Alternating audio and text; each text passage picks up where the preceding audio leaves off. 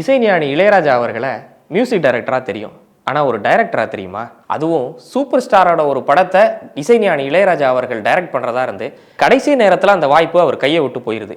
இருந்தாலும் அந்த படத்துக்கு அவர் என்ன டைட்டில் வச்சாரோ அதே டைட்டிலோட அந்த படத்தை ரிலீஸ் பண்ணுறாங்க.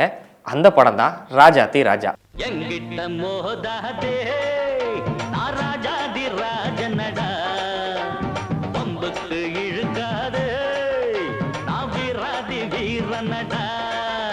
இந்த படத்துக்கு ஏன் சாமி ராஜாத்தி ராஜான்னு டைட்டில் வச்சிங்க அப்படின்னு சூப்பர் ஸ்டார் கேட்டப்போ, நான் ராஜா, நீங்கள் ஒரு பெரிய சூப்பர் ஸ்டார் இல்லையா, அதனால் நீங்கள் ராஜாத்தி ராஜா அப்படின்னு பதில் சொல்லியிருக்காரு இளையராஜா.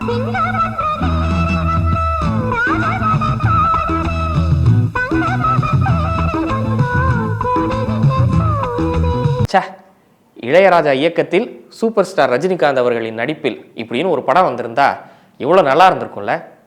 மிஸ் ஆயிடுச்சு. ஆனால் சினிமா பற்றின இந்த மாதிரி சுவாரஸ்யமான விஷயங்களை நீங்கள் மிஸ் பண்ணாமல் இருக்கிறதுக்கு நம்ம இன்டர்வல் முறுக்கு சேனலை ஃபாலோ பண்ணுங்க.